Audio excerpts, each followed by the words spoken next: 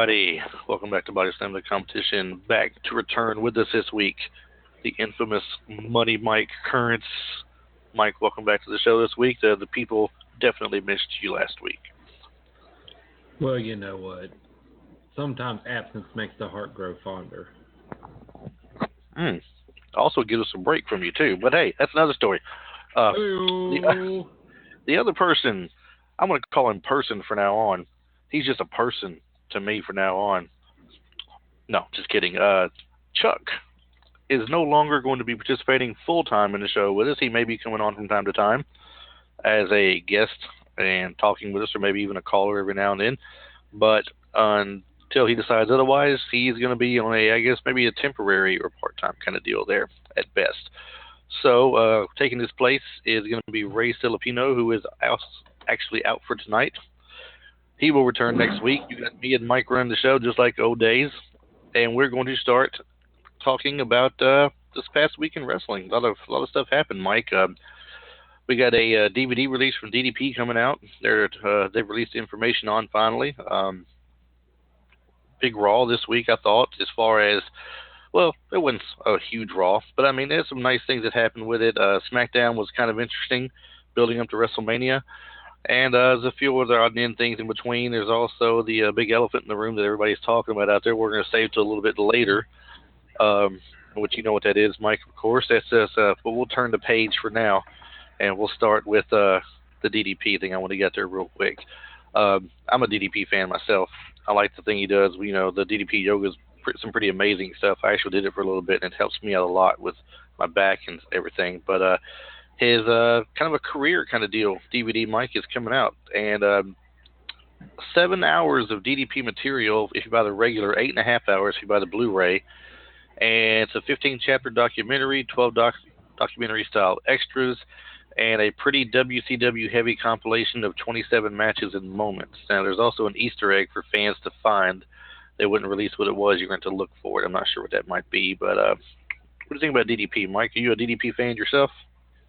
You know, I really enjoyed DDP's run, but I have to wonder what the title of this DVD is going to be. Is it going to be the 35-year-old rookie, or because you know DDP started wrestling pretty late in his career.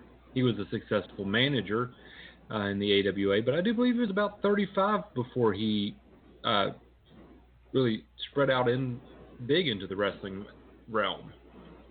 I do want to say that 35 is the age. I believe it's been documented a few times. That's the actual age he was. The name of the DVD is DDP Positively Living, is what they're going to call it. As I said, it's got a lot of little documentaries based up on him starting out, basically talking about anything is possible, which I heard an excerpt from that not too long ago, talking about him being 35 and starting his actual wrestling career at that time, and coming into that part of it late. But you're right, he managed Bad Company, Paul Diamond and Pat Tanaka for a while. He even drove the Honky Tonk Man out in his car at one of the pay-per-views, I believe, years and years ago. That was him doing that. He brought Kevin Nash into WCW and got him started there, basically. I mean, I think it was before he became Diesel and got big in WWE, WWF. So he's had his hands in quite a few things, and now the whole DDP yoga stuff. I mean, pretty amazing stuff. He's helped out a lot of people with it, turned some people's lives around. And just to give everybody a sample of some of the matches, some of his earlier matches that are on here, the Diamond Exchange, which is DDP, and the Diamond Stud, which was Scott Hall, which he also broke into the wrestling business a little bit, but giving him a chance to come in WCW with him, versus Brian Lee and Chris Sullivan. We have a Diamond Dallas Page and Cactus Jack versus Dustin Rhodes, Barry Windham. We have Diamond Dallas Page, Vinny Vegas, and Johnny Flamingo versus Marcus Bagwell, Red Armstrong, and Johnny B. Bad. Vinny Vegas, of course, being Kevin Nash, Johnny Flamingo being Raven. A lot of his more notable matches that we are familiar with, Mike, when it comes to the Monday Night Wars, him versus Eddie Guerrero for the U.S. title, him versus Macho Man Savage, versus Hogan, versus Hennig, versus Jericho, Goldberg, the list goes on. Should be a great DVD if you're a DDP fan. I think I'm going to pick that one up myself when it does come out. Well, you'd be foolish not to, Chris. Completely, positively. Agree with because you. DDP is one of those stories where it doesn't happen every day. It isn't every day that somebody goes from that successful managerial role so late in the career. And yeah, people are going to say 35 is not that old. It is if you're a wrestler. Well, now let Most me guys ask you this, that Mike. Right now, how old are you? uh, my age is not up for discussion this evening, Chris. Oh, come on, don't be shy. You know you want to tell everybody. We're going to use you as a comparison. I'm 43. I can't do it. I'm way too old to get into the business Well, here. I am not You are in 35. your you are in your 30s, though, sir. I That I am do not know. 35 yet. I am 33. Okay, so let's just say this. Now, 33 is not old. I don't know why you're so ashamed of that. At 33 years old, right now, you yourself, do you think you have what it takes to break into the wrestling business honestly, with the kind of physical nature it has to it, the travel, constant? Let's just say that I mean, just all theoretical, of course. You're not married or have kids or anything at this point. You're single, or whatever. Do you think at your age could you pull it off? Hmm. You want Had to I believe in been a yourself. had I gone the same path that DDP had I been in the managerial role already, had I already had exposure, had I already been training by this point, yeah, I could do it. Could I be as successful as he is today? Hell no, because the landscape is so different. Would I be traveling around regional small promotions, wrestling in National Guard armories and local rec centers? You bet your ass I would. But as far as making it into the big leagues, it's not going to happen. The landscape's far too different these days. Right, and it's a tough thing to crack into. You know, these guys on the indie circuit trying to make it big now, and they just have not been able to just Exactly. get I in mean, there. there's a lot of big fish, and there's one great big pond now. The problem is that the pond is fully stocked. That's true. A lot of talent to choose from. Even the smaller organizations are starting Hmm. to get more talent pour in now and make things competitive again a little bit. As far as something to watch, not necessarily competitive as taking over the ratings and being the most successful company, but they're giving us options again, and that's great. So, but moving beyond DDP, I didn't see a release date, so I can't really give that out. I know it's soon after WrestleMania and the Hall of Fame and everything for sure, but I don't know the exact date yet. Uh, Raw this past Monday night, we got Stephanie McMahon Oh wanting my Mick Foley to God. fire somebody from the show tonight. She gives him the ultimatum at the beginning of the show. He has to fire one person. She's teaching him some business sense. He has to fire one person before the show is over with. So he has the entire show to think it over. You know, of course, she confronts him several times. He's still thinking about it and everything. It's a crazy thing. The but we go to the I guess first match of the night there, and they're looking at Dana Brooke versus Sasha Banks. Now, I was talking about this last week with Ray, and I mentioned it to you and Chuck the last show y'all were on together a couple of weeks here ago before we get to this today. When it comes to WrestleMania, there's always the possibility of Nia Jax getting thrown in that title match with Bayley and Sasha and Charlotte. I mentioned, what about Dana Brooke? Because it looks like they're about to turn Dana Brooke and Charlotte against each other. And she'd just be tossed in there as a distraction to Charlotte more than anything. Or are they actually going to put Nia Jax in that match? And they still could, because the way they're angling her, Mike, it looks like she's coming out and she's mad because she's done this and that. She's destroyed Sasha Banks and put her on the shelf for a while, and she's not getting the title match, but she's worked her way into it. Where's her opportunity? And she's not been announced for anything yet. But then they go and take Dana Brooke and turn her against Charlotte. Monday night is Charlotte's about to dump her. She's belittling her in front of everybody. She's had enough finally, and she just wails on her, and it basically just kicks her butt out of the ring, from more or less. What do you see happening with that scenario? Where do you see that going? Is there a possibility they'll put her in that match now instead of Nia Jax, or do you still stay strongly with Nia Jax on it? Honestly, I hope they don't put either of them in the match, because either way they go, they're throwing a boat anchor on a great match. Mm-hmm. It's a great way of looking And at it. and why would they even consider putting Dana Brooke in the match? They made her look horrible on Monday Night Raw. The match wasn't much of a match at all. And it was really quite sad because here's Dana, somebody who I do believe has ability. And my wife is a great big Dana Brooke fan, and she was absolutely pissed at that match. She's like, I blinked, I missed it. What happened? Rewind. She rewound it. She's like, that's bullshit. That's just bullshit. So they didn't make her look too good at all. No. So it wouldn't make sense to me to stick her in the match just to distract Charlotte.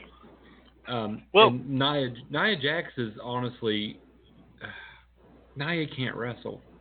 She might be able to for 30 or 40 seconds, but she proved in that match in the last pay-per-view that she doesn't have the in-ring stamina to actually work and put on a decent match. She needs to get in shape. She could be good. I'm not going to say she couldn't be good. And and people are going, oh, you're just hating on her because she's big. No, I don't care if she's big. The problem is that she's not in shape. You can be big and be in shape. When the Big Show was 500 pounds, he was not in shape. He went and he got in shape. Awesome Kong, big, in shape. Look at Mark Henry. Big guy. He could go for a little while. Big guy, in shape. Nia Jax, big, out of shape. She gets winded walking to the ring, does a couple moves. She's sweating like a stuck hog, and it's just not a good thing. And I'm sorry, if they put her in WrestleMania, it's going to be throwing a boat anchor on that match. It's going to slow down the momentum of every other woman in that match. And that's saying something because Sasha Banks isn't the greatest wrestler in the world. Her finishing maneuver, the bank statement, is the absolute dumbest submission maneuver in freaking existence.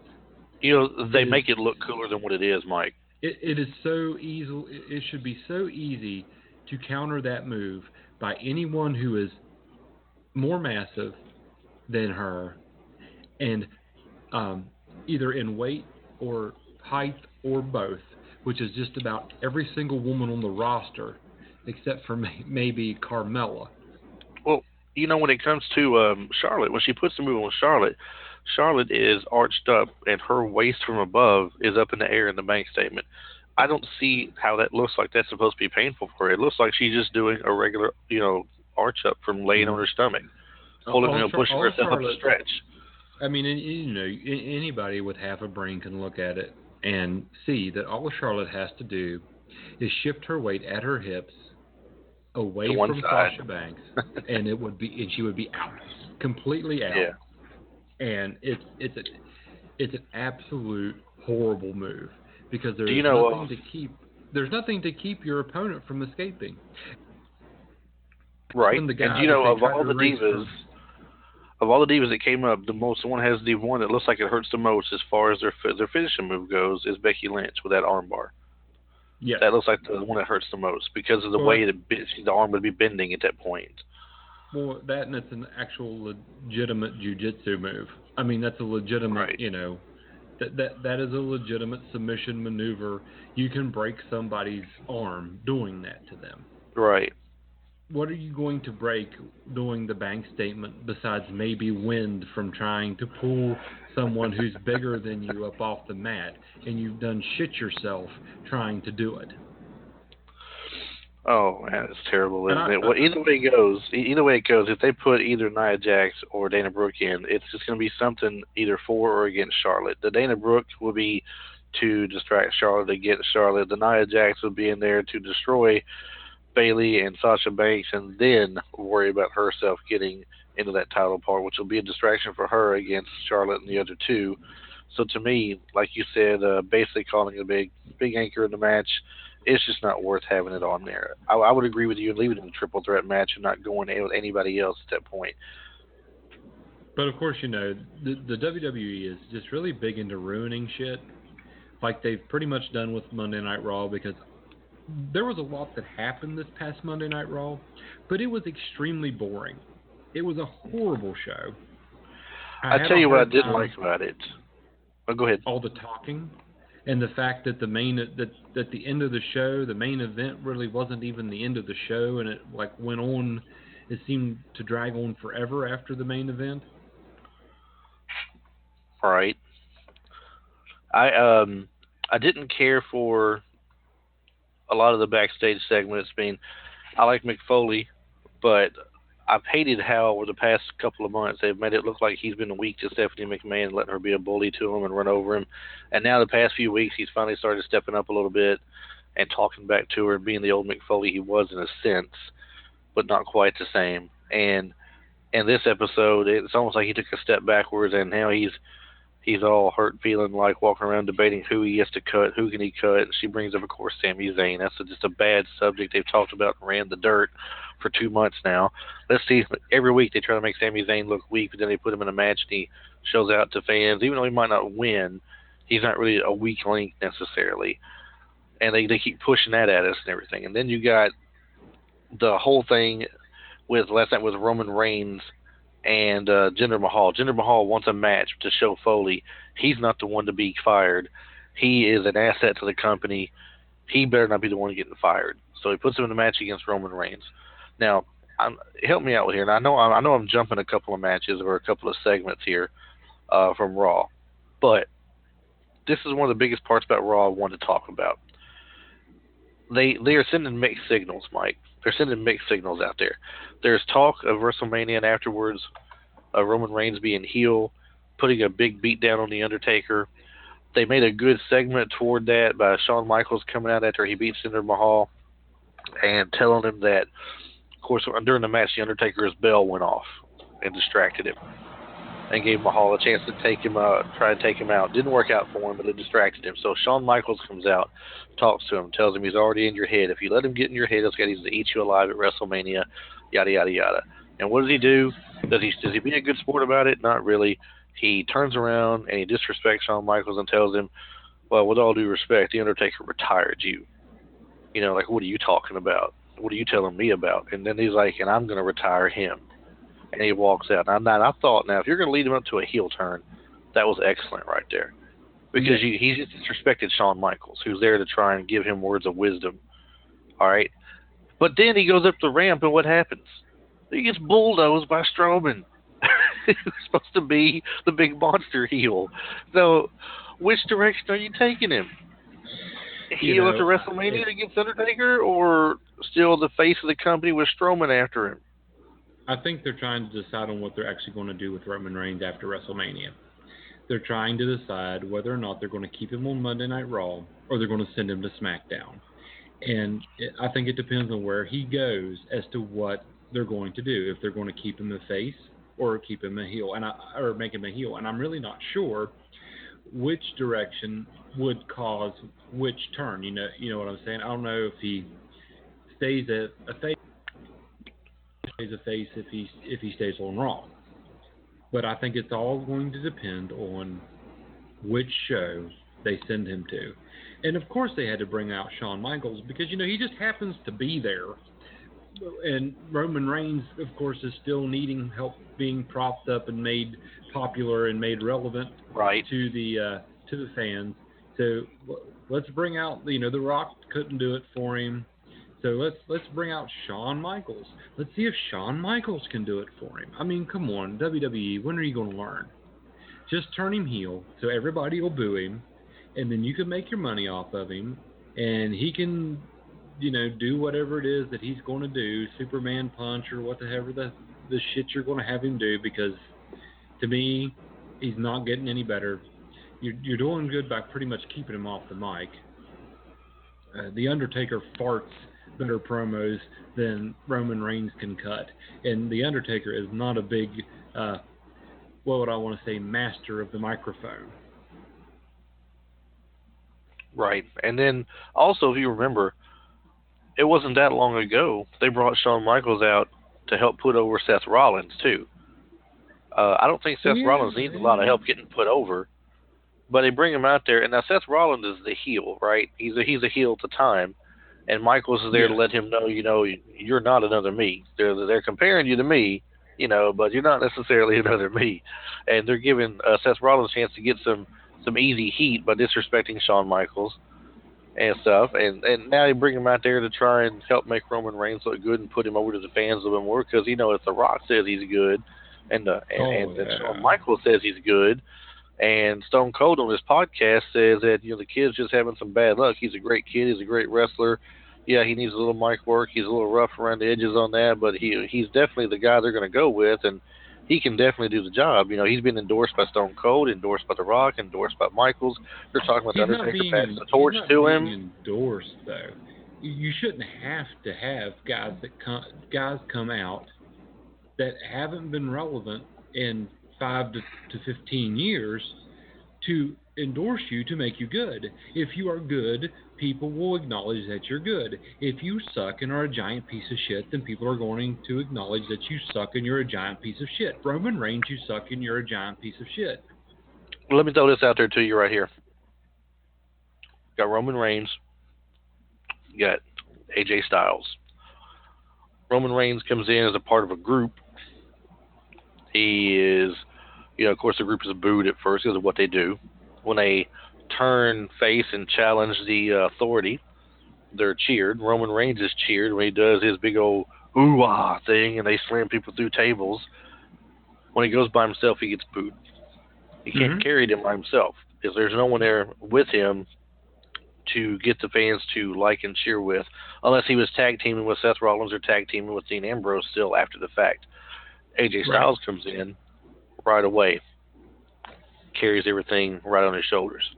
He gets the title. The fans are into him. They were into him before he got there. Obviously, they knew who he was. You could tell by the big pop he got at the Rumble. But he's had his share of boos, but mostly cheers. And if he gets boos, he knows how to handle it because he can get on the mic and he can talk. Exactly. He'll get on the mic. When they boo him, he don't get on the mic and smile real big for me to hear and go, yeah, I know, let me hear it. That's good, guys. Way to go. No. What does he do? He gets at them. He tells them to shut up.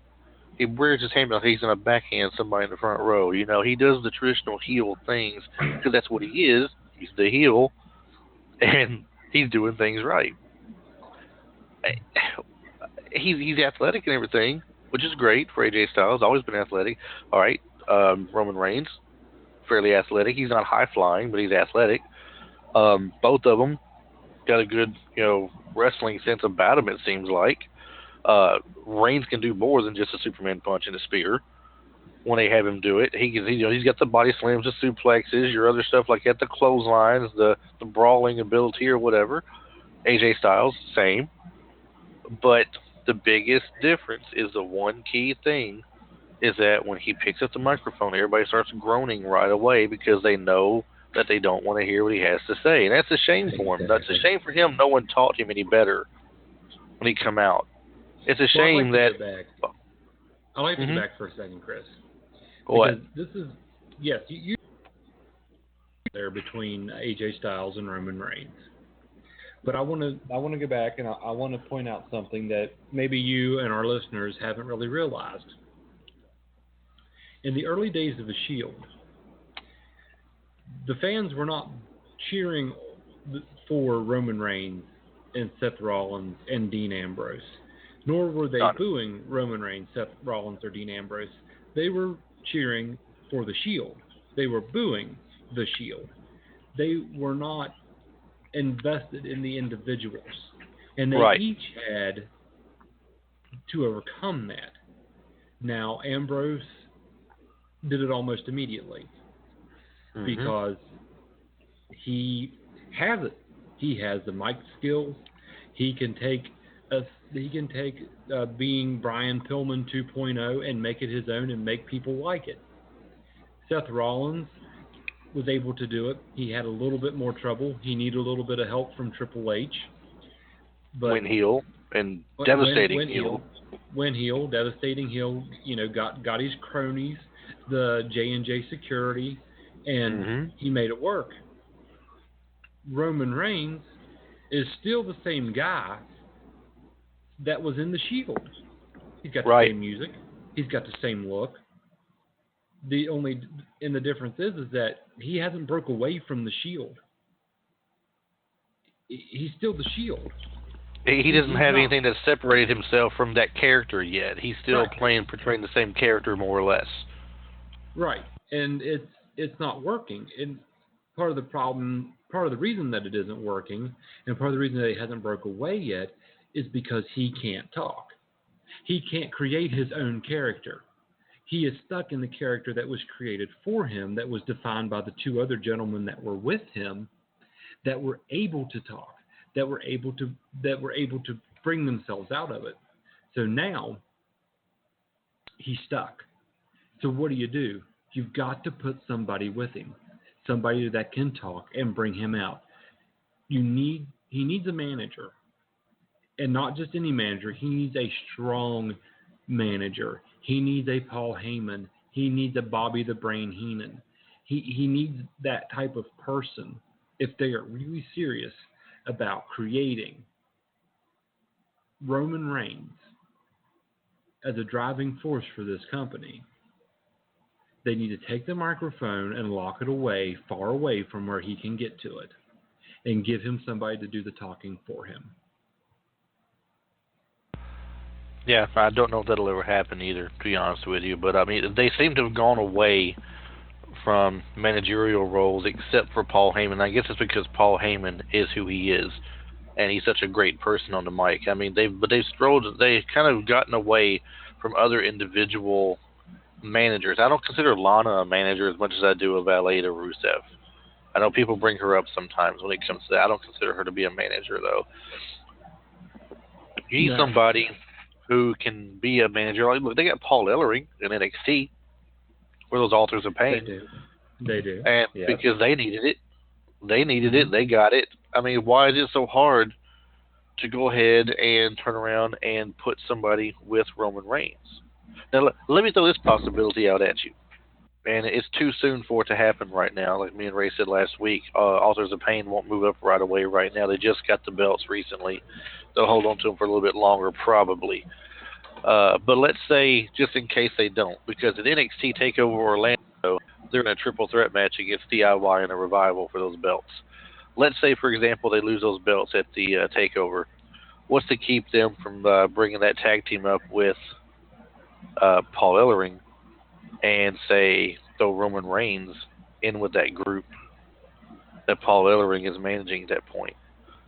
Not necessarily to make him a stable of any kind. Roman Reigns will still wrestle solo, but Paul Ellering is taking on the career of Roman Reigns as a solo and the Authors of Pain as his tag team to lead his little group through the WWE. Do you think something like that would work out for storyline basis? I mean, we know it would help Roman Reigns, but would it bring any interest from fans, I guess is what I'm trying to say. Do you think they could build off of it? They would have to turn Roman Reigns heel in order to do it, and I do not know that they are willing to do that. But it could work. It definitely could work. Another, go grovel to Dutch Mantel and bring him back, because he's another one that would be. I mean, I know it's not happening, but that's someone that instead of letting him go, maybe they should have considered that. You know, right. Hey, Roman can't talk. Here's Dutch Mantel. The man is gold as a manager. He truly is. He kept Jack Swagger relevant way, way past the point that his gimmick was. And another one would be, and I know it would be sad, but you've even suggested that this person take that route in the past, Chris, and that's Enzo Amore. He would be a hell of a manager and a hell of a mouthpiece. You know, Roman, I would love to see that. Oh yeah, that would be. I mean, it would be amazing. Look, can you see this? Could you not see Enzo Amore being the next Jimmy Hart? I could. Except I mean, honestly, he would be better. He would be better than Jimmy Hart. Well, yeah, because he's not only is he got the mouthpiece, but he can also sometimes step in and physically get involved if need be. Whereas Jimmy Hart just hit people with the megaphone, Enzo can step in and be physical and do some things at times if need be. But he's an excellent mouthpiece. What if they took? Well, they're not going to make a tag team out of him. But what if Enzo was a manager and he managed Big Cass and he managed Roman Reigns? You know, I mean, what if he didn't manage Big Cass at all and just went to Roman Reigns? Either way it goes, he's a mouthpiece for sure that can be used, and I'm hoping, and I don't say this in a sense that I want Enzo's wrestling career to fail, but it would be a wrestling career just the same no matter if he wrestled in the ring or if he managed outside of the ring. Well, He's I still can say relevant this. in the people's faces. I can say this: if Enzo had a debilitating injury in the ring to where he could no longer wrestle, something to the sense of Daniel Bryan, Right.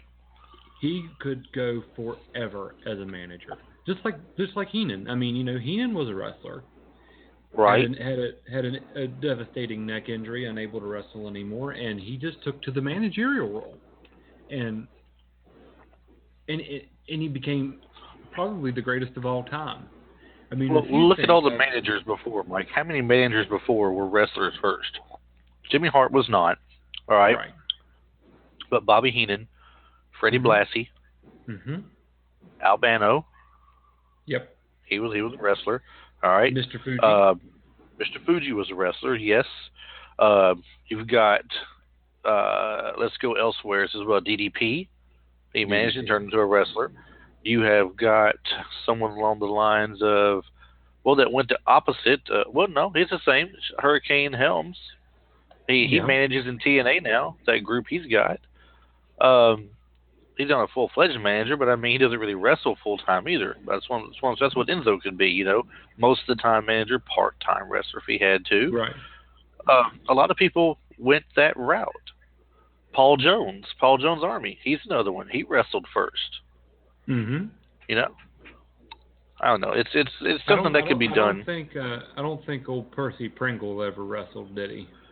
Percival Pringle III did not wrestle, no, but he did go on to become not only a great manager as Percy Pringle, but a more well-known household name as Paul Bearer as well.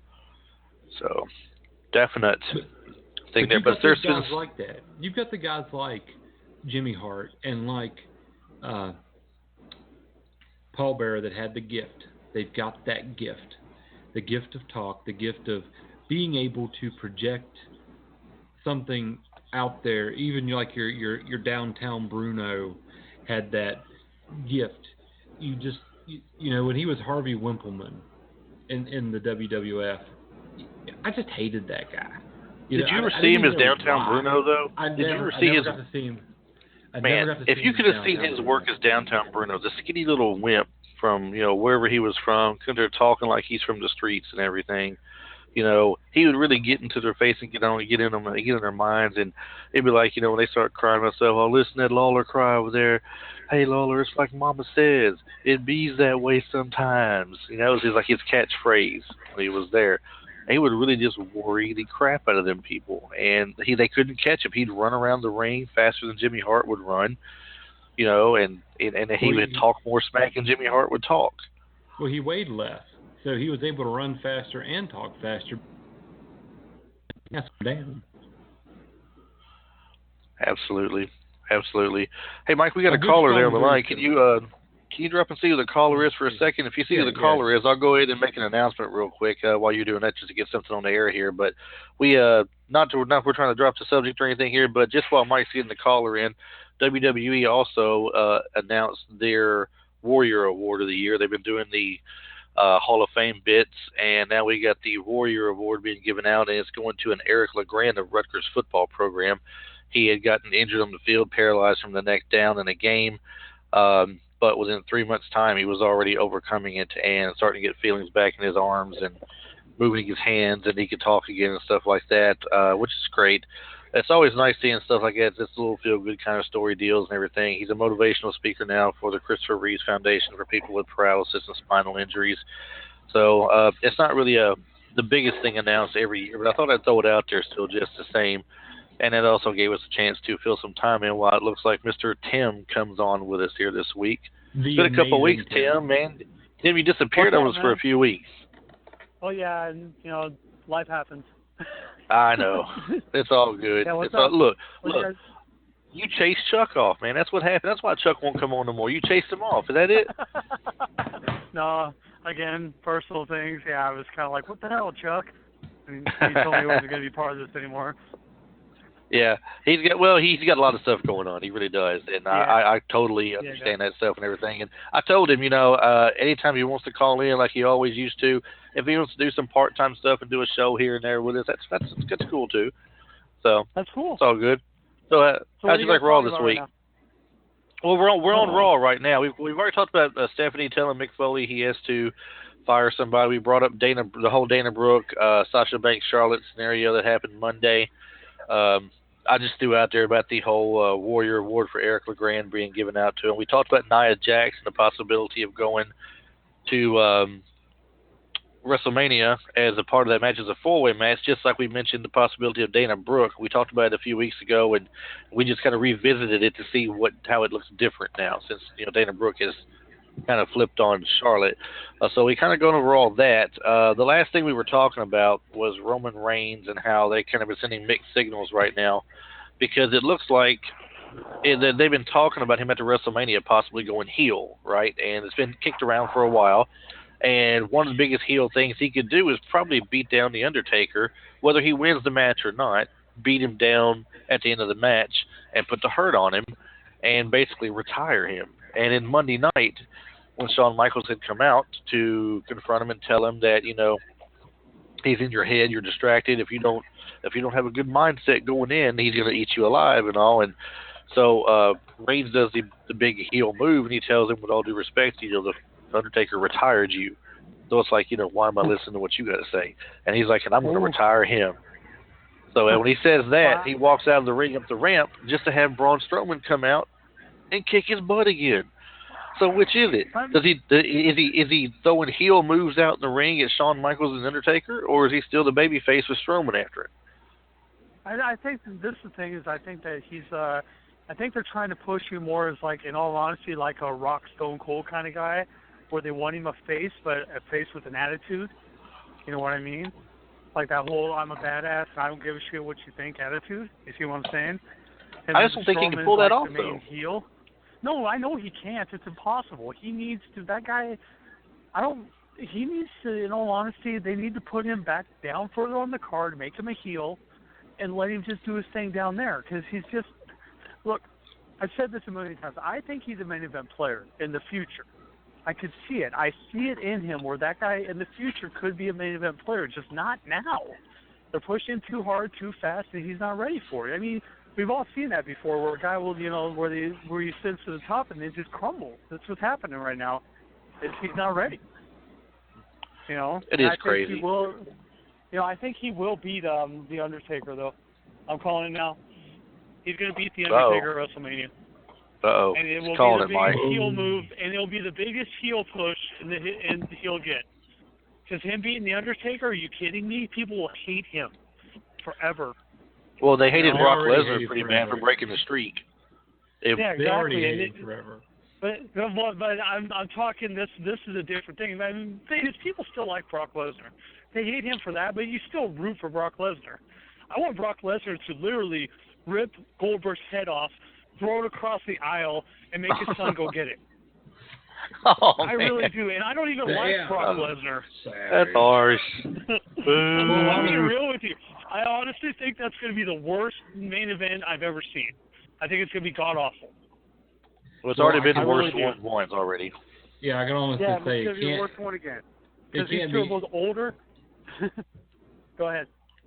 It can't be much worse than the first time they met at WrestleMania. Well, I don't know. I'm going to go ahead and say that the one at SummerSlam was pretty awful too. So, Well, one thing we missed earlier, and I don't want. I mean, we could talk Roman Reigns all night because we had before. Matter of fact, probably covered the whole show just bashing Roman Reigns. But one thing we skipped over earlier was one of the matches from earlier, which was Y2J and Sami Zayn versus KO and Samoa Joe.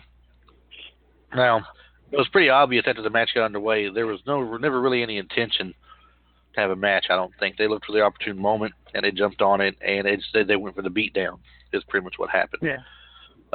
Took Sami Zayn out first, put him out cold practically. Jericho comes in for the save, trying to help his partner out. He gets beat down and left behind, basically. It's just to show the strength and dominance of this new duo they got going on here. We talked about this last week on the podcast, myself and Ray did. I don't know if you know the new guy on the show with us, Ray Filipino, not Ray Franklin, but Ray Filipino. He's out this week. But we were talking last week, because he and I did the show last week alone here, and we were talking about the whole thing of Triple H setting up a little group again, going with KO and Samoa Joe, and the possibilities of who they might bring up with them or add to the group. And we're thinking maybe they'll add a tag team to it and have these two solo for things. But anyway, it goes. They work pretty well together as a team out there, just beating people down. And Kevin Owens looked pretty ruthless at the end of that match. He just looked at the bewilderment on his face, like he didn't know who he was going to beat down next, as long as he was beating somebody down. That's all he was interested in, was hurting him. He didn't want to win. He just wanted to hurt Jericho. That was it. And honestly, that's what he needs to be. That's when him and Joe are at their best, is when they're just brutal, just beasts that just beat people up. And it's a great thing, I think. I love what they're starting here. I just hope that they don't WWE it up and, mess up a good thing. Cause yes. I would like to make a request that they stop letting Samoa Joe wear bow ties. You do not let that guy with no neck in a bow tie. You just don't do it. I love it. I actually love it. I think it's great for that reason, because it looks do you so for some terrible. reason have Chris Farley? You have Chris Farley in the mind now? No. Fat guy in a little tie. It's Bad guy, bad. little coat. It's bad. But Oh yeah, my gosh. Oh. But honestly, I can see them. I mean, Nakamura's coming back to NXT. Right, So, he's going to be facing Bobby Roode for the title to take over he'll Orlando. be the champ, and I think they're going to bring Bobby Roode up for that group. Why not? But then you got a group. Well, now let me ask you guys this, okay? And Mike, I'll start with you here.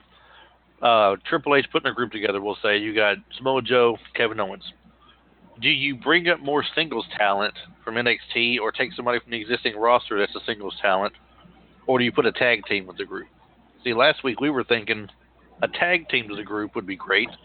Why not bring up the Revival and put them in that group? They're kind of a New Age Outlawish kind of feel, same size practically. They may come in and be able to get the belts, have the tag belts. Owens would have the U.S. belt until they decide to either put him into the other one, or maybe send Joe after Brock Lesnar, or one of the two. But a tag team could work. I agree. It Kind of like what they did with the Four Horsemen back in the day, where Tully Blanchard and Anderson were pretty much just a tag team, for a lot of years, and once Tully lost the U.S. Championship, then they kind of started tagging more, so that makes sense. Mike, what do you think?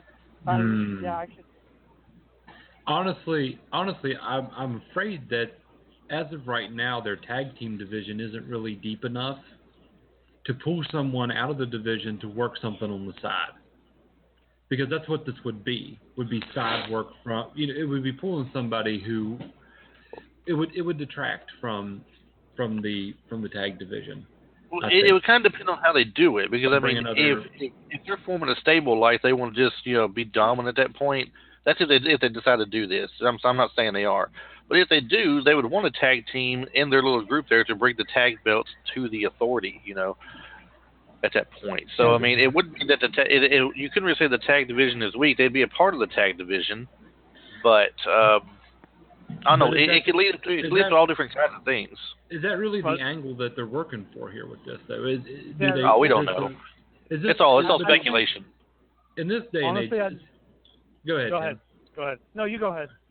I mean, in this day and age, would it really be about the gold, or would it be more about, I don't like this person because of whatever, go destroy them, my minions?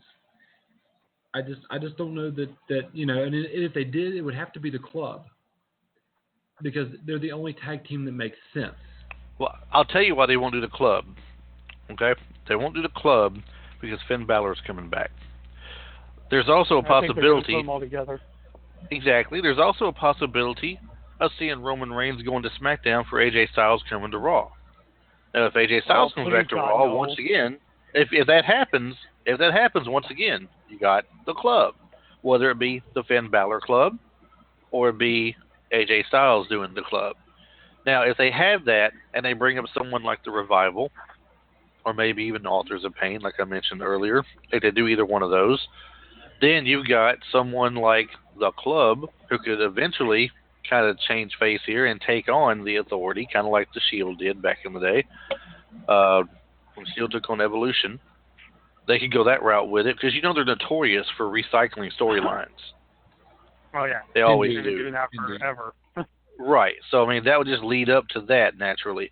Now they may not do this at all. They may not bring up a tag team. They may just leave it at Samoa Joe and Kevin Owens, and that's it. They might just leave it at that and let those two give those two monster pushes and dominate them and have them have feuds with some of the other guys on the roster. Eventually, the Revival or DIY might make their way up to the main roster for the tag team division, help build up and strengthen the tag team division. But this is all speculation right now. There's a rumor that they're bringing them both up after WrestleMania anyway. The Revival and DIY. There's a rumor floating around about that right now.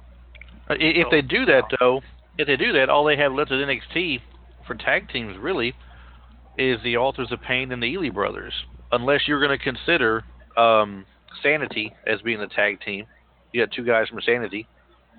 That's possible. Honestly, Eric Young, by the way, in my opinion, one of the most underrated talents of the last 15 years. Right, but Eric Young is not a part of the other two guys would be the tag team. Eric Young would be your solo guy of the group. That was just kind of an off comment there. I just think he's a fantastic talent, and I hope they actually utilize him. Oh yeah. Eric Young is tremendously talented, and he's very entertaining. Yeah. Now, speaking of the tag division, since you brought that up, Mike, as tag division as a whole, we're going into WrestleMania now in a triple threat match for the tag titles, not just Enzo and Cass versus the Club or Cesaro and Sheamus versus the Club. You had the Club come out and beat down both teams on Monday Night Raw, thinking they would have no team to face. And Mick Foley tells them, "Congratulations, now you got two teams to face." The triple threat match. So, I mean, we all know that they're pushing Enzo and Cass to the top because they want Cass to be a champ one day. I like Cass, actually. I think Enzo's nothing more than a tiny big mouth manager. I like him for a mouthpiece, but he's just kind of a spaz in the ring and stuff. And well, matter of fact, we were actually talking that before you got on the phone with us. Enzo possibly being a manager. What if he managed a Roman Reigns in the future, where he needs a mouthpiece, and Enzo can be the mouthpiece, Roman be the muscle. Same thing with him and Cass. If it worked out that way. I said Enzo could be like the next, and Enzo could be the next Jimmy Hart, if not a bigger version of Jimmy Hart. So yeah, he's got the gift of gab, right? Yeah, exactly. He's a great mouthpiece, and I think that's going to be his role in the future. I really do. Well, Go ahead. Yeah, but now Raw itself. The way it come to an end, and we may jump back to this here again soon. I'm just trying to make sure we squeeze everything in tonight here. But so at the end of Raw, we got Stephanie calling out Mick Foley to make his decision. He has to fire somebody by the end of the night. And he gets out there, and his decision's been made. He's decided the name of the person to be fired is Stephanie McMahon. We should fire Stephanie McMahon from the roster. So, of course, she treats him like him treating it as a joke. He's telling her no, and he tells her why. Because her and her husband, they do this and that, this and that. Eventually Triple H has got to come out, and sure enough, he does. Comes out there, belittles Mick Foley in front of everybody, makes him look awful, tells him to get out of his ring, tuck his tail and run, get out of here, and be, maybe next Monday, if you're lucky, you might just have a job. You never know. And you can tell, Foley's about to go out with hip surgery anyway. From what they talk about, so he's not going to be there anyway after WrestleMania. So he turns around, walks himself to the turnbuckle, and stops. And Triple H and Stephanie's talking on the mic and kind of rubbing that little bit in. But yeah, and all you people out there next week, you go to your boss and you thank them for letting you have a job, giving you an opportunity. Well, here's Mick Foley pulling Sacco out of his pants like he used to. I'm sorry, that always cracked me up because where he pulls it from, you don't want that in your mouth. He turns around and throws it right into Triple H, putting the mandible claw on him, just to have Stephanie turn around moments later and rack him. Now, I'm wondering something. Yeah.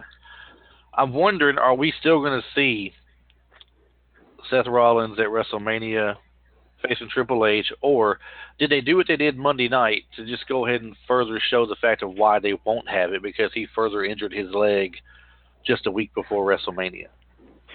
One thing is this: is that as for Mick Foley can't get in the ring flat out. That can't happen. I'm sorry, I love the guy to death, but he can't get in the ring. Well, no, I mean he's scheduled for hip surgery any day now. He's going to be out doing that. He definitely can be in a wrestling on his way out for hip surgery. Yeah. I mean, I didn't hear about Seth Rollins re-injuring the leg. I missed something then. Well, Seth Rollins. Well, after Stephanie racked Foley, he falls to the ring.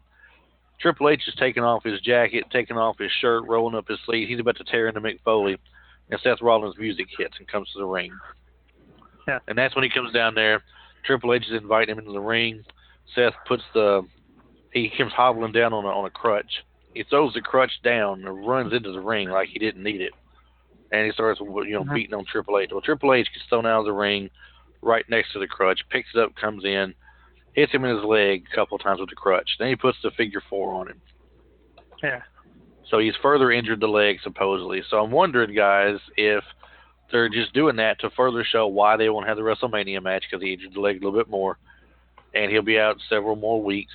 Or are they gonna are they putting on a show because Seth Rollins is toughing through the whole thing and he's coming back early from his injury to take on Triple H at WrestleMania? I think it's the weekend hero thing, Mm-hmm. That's what I think they're going to do. They're going to do the weekend hero. He's fighting through the pain, and he's taking on the authority, and he's going to fight for the people. That whole deal, we've seen it a million times. That's what I think they're doing. Is they're playing up the leg injury, which he's probably still dealing with, and there's no way he's not. I mean, there's no way that thing's 100% yet. It's just impossible. Oh hell no. But even if it's at like 80% or something, that guy's going to go. That's who he is. Which I think will shorten his career. But, who am I to tell him not to do it? This has been his lifelong dream. So, yeah, definitely. I think that's what they're going to do with him, though. They're going to have him be that, that hero for the people thing. That's, Yeah, I heard something. Whatever happened with the whole Shaq Big Show thing? I heard that wasn't happening. No, I haven't heard anything definitive. Have you heard anything definitive on it though yet, Mike? No. Nothing definitive, but everything I've read is pointing to the fact, and if you look at the man, it's obvious. Shaq is very out of shape. Oh yeah, he's doughy. Oh yeah, he's beyond doughy. He's like a calzone that got pulled out like 15 minutes early. Still somehow he's doughy. He's cheesy. He's greasy. He can't do it. He would get winded just walking to the ring. They'd have to life flight him in and life flight him out. And Show is looking better than he's ever looked in his life. Oh my God, the man is. He looks incredible. Incredible shape. Yes. I'm thinking I heard he just decided to do that for himself. It had nothing to do with his career. Which is awesome. Oh yeah. That's what was said. Definitely, and that's good for him too because you want to be healthy. I mean, if you can. I mean, you don't want to. I'm sure Shaq, being just in the commentators table there on TNT during the pregame and halftime show and post shows and stuff. All he's there for is entertainment, humor aspect and everything. He doesn't have to work out anymore. Obviously, Shaq's a big boy, Obviously, Chris, he's there for the catering. That too. And, he's got all the areas at home he needs to work out with that he needs to stay in shape. He just doesn't do it anymore. He don't have to. He's not playing anymore. He done made his money. He's set for life. His family's set for life. His kids are set for life. He's good. Mm-hmm. He don't have to do anything else. He's just going to enjoy life now. If that means eating a few more brownies, he's going to eat a few more brownies. So yeah, who gives a shit, right? That's what he's thinking. That's the whole thought process. And this whole thing with Big Show would have been fun, yes. Maybe they'll still have some kind of a confrontation, but not a real match. Who knows? They might work something out. But I bet that Shaq works out as much as James Gandolfini did when he was playing Tony Soprano. Yeah. So never. Exactly. He lifts the ziti to the mouth and the fork back to the ziti. Elbow curls. Elbow curls. Right. Right. That's what you're talking about. I mean, that's some heavy weight right there. Yeah, the quarter pound curl is what it is. pretty Yeah. much. And I think Chris is right. I don't fault him for that, not even a little bit. You know, hell, if I was, said as Shaq is, why would I care? You know. He's put his time in. I mean, now unless he's at a point to where he's his doctor's telling him you got to drop some weight, you got heart trouble, or you got diabetes issues or something like that, or you're borderline, drop some weight. That's different, and he would really need to at that point. But if he's in no real threat of anything right now, being a danger to him, and he wants to live life up a little bit after all these years he put in of just constant working out, travel, and everything, so be it. WrestleMania is not his gig. He's not a wrestler. He's a basketball player. Exactly. Let somebody else step in the wrestling bit. But did you guys watch SmackDown this week? Yeah, most of it. Now I watched. Honestly, like on the fact that they basically made the main event look unimportant due to Shane McMahon. That kind of pissed me off. Well, that's usual McMahon fashion. I think over the years, I don't know that I don't know that Shane took the attention from it because the match went through its entirety, and it finished. It's just that after it was over with, after it's over with, he stepped out and made the announcement. I mean so he didn't really take anything away from the match. But during the match, they're like, "Oh my God, Shane McMahon" and stuff, and they kept cutting in and out and stuff. We were cutting showing to him. It's kind of like. Yeah, it takes away from what these guys are working their ass off in the ring for. It's kind of disrespectful, It kind of shows what they think of the tag team division, Oh yeah. Which is like a total slap in the face. Because is there really a better tag team right now than American Alpha on the roster? No. Not. Yeah. Not really. The Usos probably come the closest. Yeah, but they're not because they're an established tag team. Yeah, I think it goes Alpha, the Club, then the Usos. Well, we're talking about on SmackDown though. Oh, I thought we were just talking the roster. Kind of close, yeah. Yeah, the roster, it goes Alpha, the Club, then I agree with that. Then probably the Usos. I'd go Sheamus and Cesaro over the Usos as well. But of course, I'm a Cesaro mark, so I love that guy. I think he's pretty awesome. Enzo and Cass are a true tag team together. They've been together for a while, so they're an established tag team. True. That's true as well. But now, is it just me, or without David Otunga being there this week, without what's the other guy? Morrow is his name, I believe, who was snowed in somewhere. We had Tom Phillips and JBL as a commentators. Now, I know Mike's not a big fan of the Tom Phillips. We was like, who's that Tom guy at the end? We never can remember his name, right? And JBL likes to bury people sometimes. But to me, those two kind of pulled it off together for that show Tuesday night. They weren't that bad. It was better. Well, Tom Phillips has a ton of experience. People tend to forget. He's been doing that a long time with WWE. And Otunga's just a waste of space. He shouldn't even be out there. I don't know why. Literally, there's no reason for him to be out there. But, when you're comparing Tom Phillips to Mauro Ranallo, who is, in my opinion, the best thing they have going on an announce table right now, it kind of sucks for Tom Phillips. But, yeah, I thought they did a really good job overall. Overall, a really good job. We're going to talk about something in a few minutes. I'm not going to get to it yet. I want to finish talking about SmackDown first, but we're going to get something in a few minutes that's going to make Tom Phillips look really good here soon. Because Tom Phillips had an issue here recently, y'all are aware of, where a picture leaked out of him, I guess.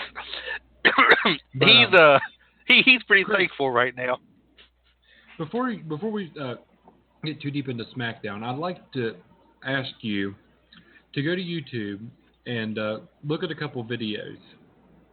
A gentleman, I can't remember exactly what the name of the channel is. I shared it on one of the Facebook chats, but he's a fitness guy, and he's talking about what's going on with professional wrestlers' chests, like Scott Steiner.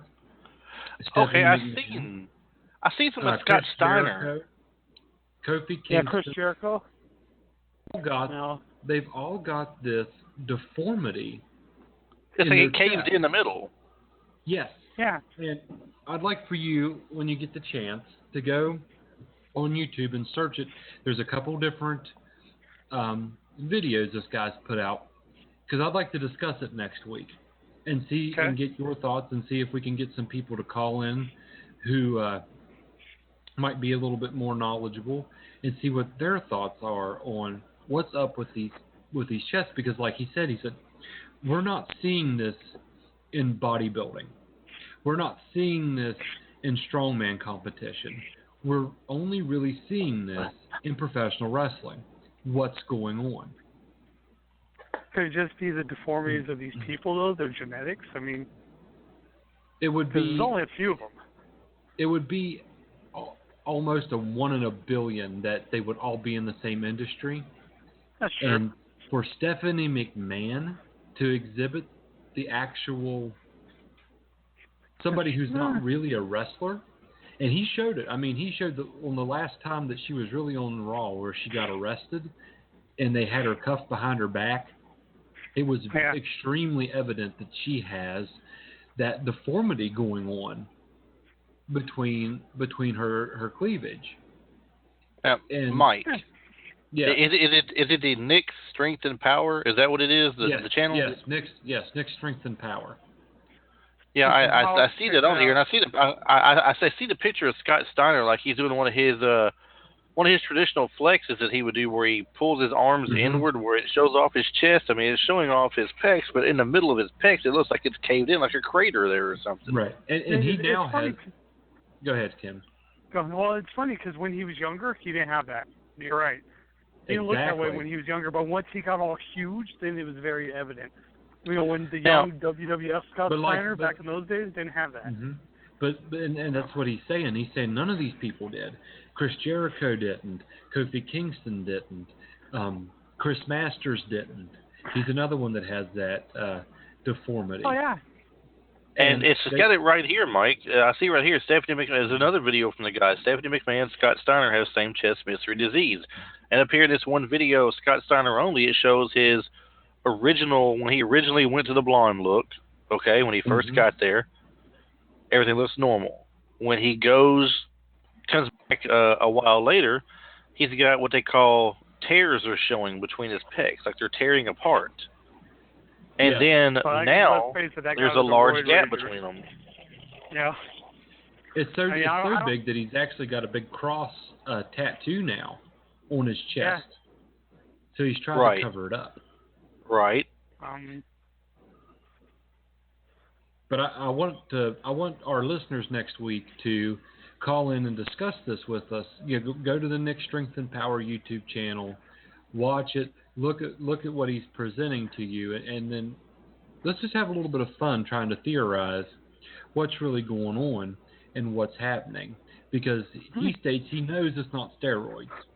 Because if a bodybuilder that ever used steroids should be showing this. It's not from working out, because every bodybuilder that ever worked out should have this. It should be, you should see it consistently through more than just one particular profession. Yes, that does seem, you're right, because that does seem odd. Maybe it is just a genetic defect with these people. We just, but it's just a weird occurrence. But anyway, not a whole lot we can do about it. So where were we with SmackDown? One person has a theory here, though. Before I go back to, I'll take us back to SmackDown here. But one working theory is due to numerous knife-edge chops by Ric Flair. He has chopped his chest in half and caved it in, basically. That's what they're saying. Anyway, well, back to SmackDown. That's a possibility. It is true. So SmackDown starts off with a very, very ticked off AJ Styles. I mean, he is looking. They're showing last week where he comes in to the studio area and he's confronting Shane McMahon. This is what you mean by opportunities. How's this for opportunities, and all this other stuff and everything. And he, he's crazy about it. He comes out looking for Shane McMahon while Daniel Bryan's on the phone, and he decides he's going to go out and he's going to tell the whole world about it. He's not worried about his career, basically, whatever. So he goes out there, and you know what? If you're listening to it, not just as let's say you're not a typical every week fan, but you've been presented with the material of what's happened to him so far, and he gives his spiel on Tuesday night. You kind of look at it like, man, he's got a great point. He didn't get a he does. He didn't get a real return a return match rematch. He didn't really get one. He got tossed in a triple threat match, which he didn't lose. He didn't get pinned. And then he got put in the elimination chamber. Then he went into Battle Royal, which actually technically he won. And then we all saw the actual footage, although they made it up. And then and then he won the next match. And then it was kind of crap. And from a storyline perspective, hell yeah, he has a right to complain. He does. Huh? Some crazy stuff. It really is, Mike. That's that AJ Styles. He's like he carried SmackDown. He's not lying. He really more or less carried SmackDown the entire year for the most part into singles. Yeah. Yeah. Pretty much. He is truly the reason that SmackDown has higher ratings than Raw, and they know it, and that's why I think that's more the reason they want to trade Roman to SmackDown and AJ to Raw than it is to boost Roman's career. They want to boost those Raw ratings back up. Although Raw did beat SmackDown, I think it was last week or the week before for the first time since the split. Well, it has its moments. It does have its moments. It's true. But overall, the overall product with SmackDown has been better. And then you got, he not only after that, you got a pretty good match in Becky Lynch and Natalya that they have leading up to the upcoming match where all the divas are in the match at once against Alexa Bliss. Now, are they having is it an elimination match or is it anybody gets pinned anywhere match at any time? They haven't said yet. They haven't said anything I hope it's an elimination match. I hope it's an elimination. I hate seeing the ones where you can be pinned anywhere at any time. By the way, you know who's coming back and who's going to be available on that night? Who's coming? She'll be back. Naomi. She'll be back. She's going to win the title. If that's the case, then, well, yeah, that could very well happen. Get her belt back because she didn't really lose it. She had to relinquish it, so that could definitely happen. That's why they keep saying available. She'll conveniently be available on that night in Orlando, Florida, her hometown. Heroes welcome. Which I'm fine with. It's true. I think she, and what sucks though is honestly, I freaking hate that they keep having Natalya lose to these women that aren't on her level because they're not.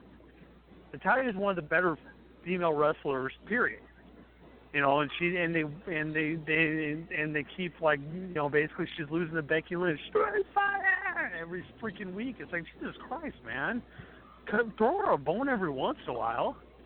Oh, it's one of those things that piss me off, because I think she's rated and underutilized. She should be a multiple-time champion, not the one-week diva title reign she had or whatever all those years ago. Bullshit.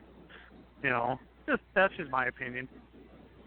Okay, now I'm gonna get off my high horse, off the soapbox. Sorry. They've got this thing. Natalya does deserve a belt. She deserves to be a champion. I don't know. Am I right in that she's never had the women's title before? She was the Divas champion, except for a week once, a few years ago. That was it. And she lost it to one of the Bella freaking chicks and never won it back. Kind of thing. That's what they did. They basically said, "Here you go." It's kind of like who is it? They did that for a guy with a world title once too, didn't they? Who was it? Like Kane's world title run. Remember that one? His whole one day that he had? Who was that? Kane. That whole one-day world championship that he had. Yeah. Seem to forget about it. That's all. Right. It's here, good job, guys. That's kind of what they did with her. She won it one week, and next week she lost it and never did anything yet. It's kind of just annoys me.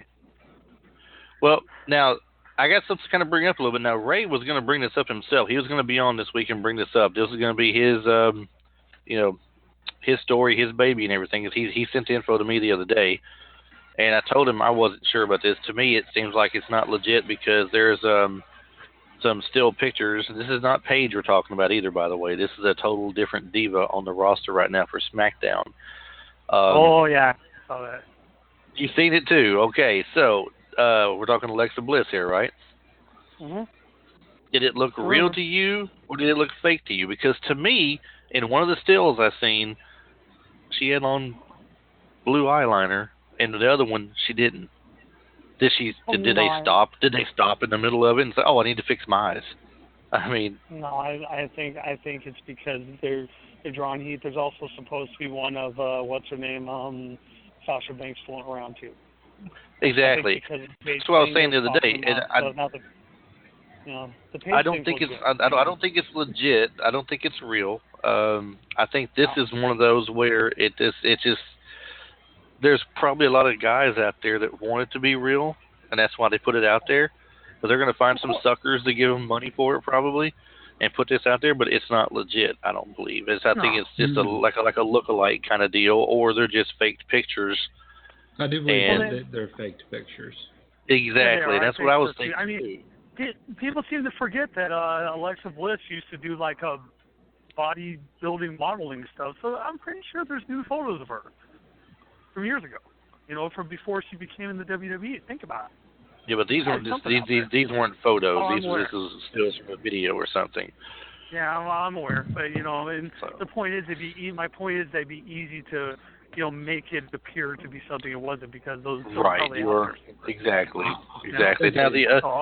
Now, Chris, this is my take on it. Those, I just saw. You know, you just sent me the link. I hadn't seen these until now, but those look like produced images. Yeah. Mm-hmm. They don't look like something that was taken and done as a homemade thing for someone's personal consumption. They look like produced images. So that's why I say fake. It is. Right. It's going to come out as fake now, and you know it is. The other one are we getting ready to talk about the elephant? Yeah, let's just go ahead. Let's just go ahead and tackle the elephant in the room here. I don't want to dwell all night on it because it is what it is. It was her personal stuff.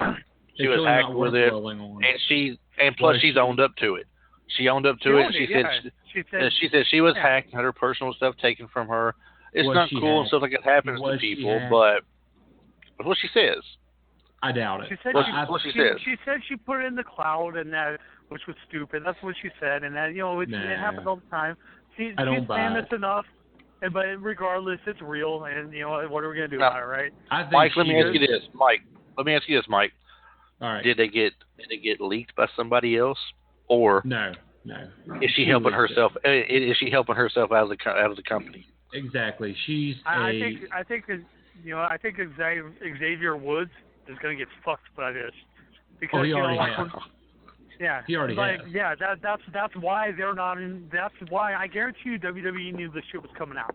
That's why they're not on WrestleMania right now. That's why they're the host. They're not of even. WrestleMania. They may not even be the hosts now. Well, he won't be. He's because I mean, like Seth Rollins, the new things, he could get away with that because he's Seth fucking Rollins. But a guy like Xavier Woods, whom I'm actually a really big fan of, he's done. He's going to get pushed way down. It's done. Well, Tim, this is the question that has to be posed. Was Xavier married at the time that this happened? No, well, this was when what's-her-name was in, like, freaking, I mean, let's face it, this was when Brad Maddox was around. Yeah. That was a long time ago. Xavier Woods wasn't even in WWE. She may have been NXT at the time, too, possibly. She was. She was probably in NXT. I mean, this was before he was even part of the roster. Because I have read that there is some footage where not only is Xavier there, but so is Big E. Oh, Big E was also at the same time. Remember, Big E was down in NXT with her. Well, he was NXT champion at one point too, so we know he was in NXT. Down there with her at the same time, so that's all possible. That's true. I mean, and what's his name has been, but that's. And even if he was married, do you think? I mean, let's face it, it's pro wrestling. They all cheat on their wives and shit, or they used to.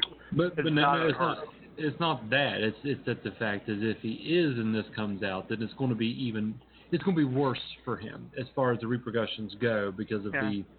I mean, it's bad no matter what you do. Yeah, which sucks because I mean.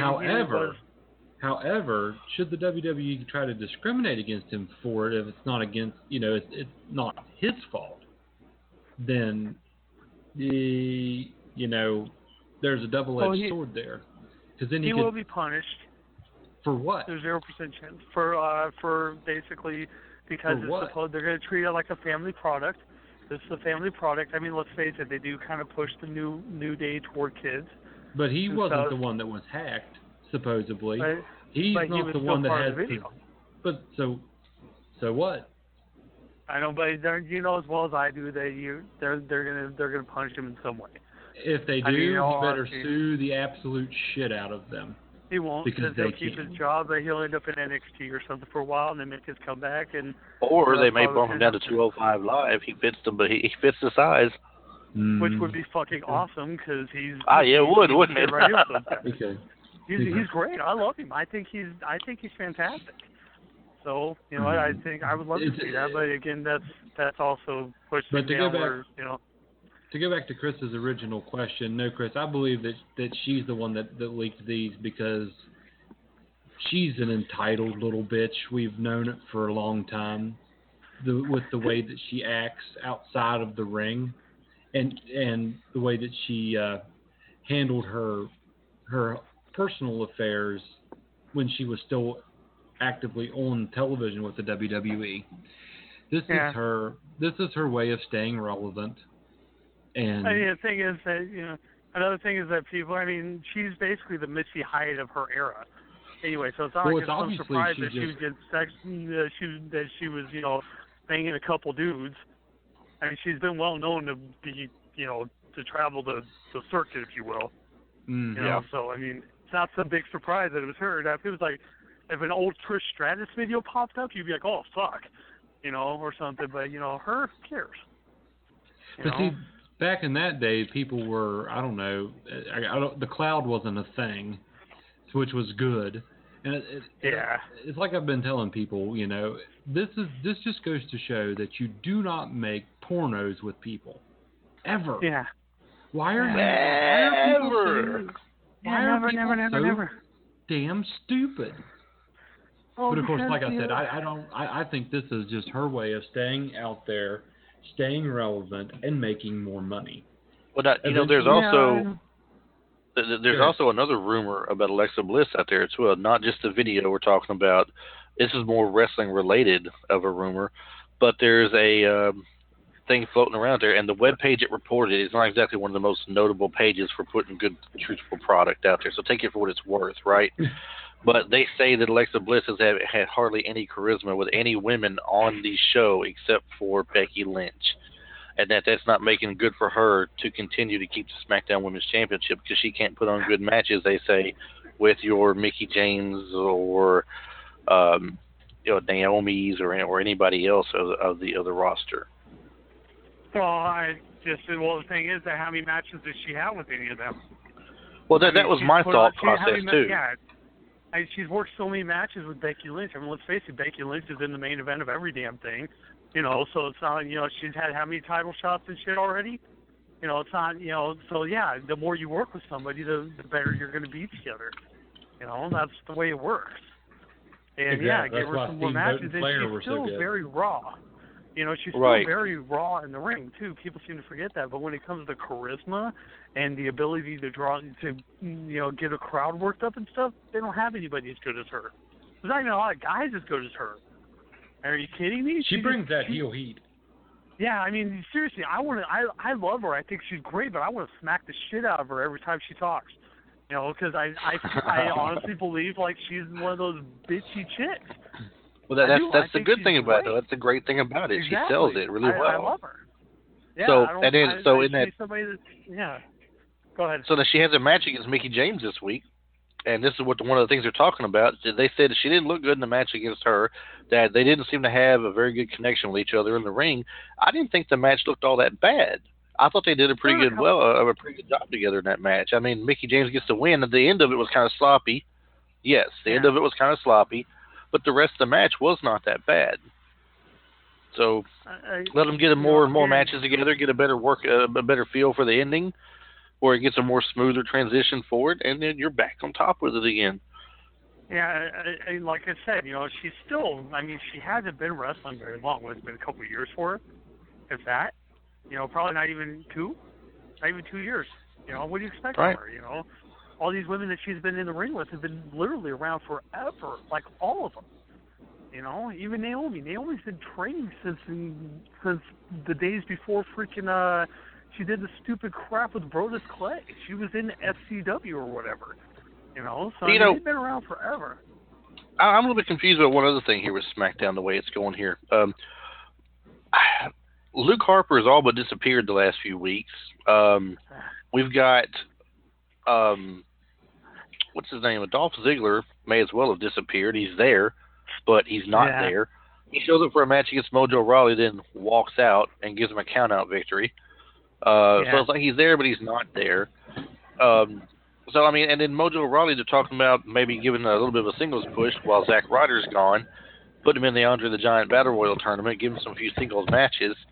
But having a count-out win over Dolph Ziggler with Dolph Ziggler just walking off doesn't really make Mojo look very strong. Doesn't make him look any better. It makes him look intimidating, though. It kind of, you know, like... But it would be different if Dolph Ziggler walked off with an intimidated look on his face. He walked off with a smirk and a laugh and waved him off and went on. He wasn't running away. He just walked away.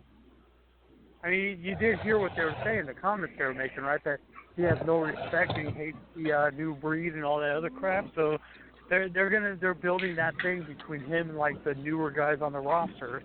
Is what they're doing is he's going to be the old guard, and then the new guard's going to take him out, which is kind of silly because I love Dolph Ziggler. Again, another underrated talent in my opinion. But especially in the ring, nobody sells like him. And so my point, so the thing is this: that he's going to, he's going to start putting over all the newer guys. Like a reverse, whatever the hell his name was. Oh my God, drawing blank on his name. Redhead dude, teams with Rhino. Oh, we didn't even mention them earlier when we were talking about tag teams. Sheamus? First ever Raw Tag Team Champion. No, the skinny guy from West Virginia. Oh, Heath Slater. Him. Like Heath Slater when he kept get beat by all the legends. It's gonna be like the reverse, where Dolph Ziggler's gonna get beat by all the new guys, which makes no sense because Dolph Ziggler gets beat by everybody anyway now. So. The one thing I didn't get into when it comes to SmackDown was the whole Randy Orton Bray Wyatt exchange. To me, I wasn't feeling it. I get the match is big, it's coming up, it's gonna be a big match, but I wasn't really feeling that whole video thing they had going back and forth, Randy being live and then that live feed coming from elsewhere. They dropped. They dropped. Yeah, they did, Mike.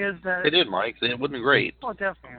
Yeah, well, the Sister Abigail thing, Randy burning the compound down, that should have been the SmackDown before WrestleMania. Yes.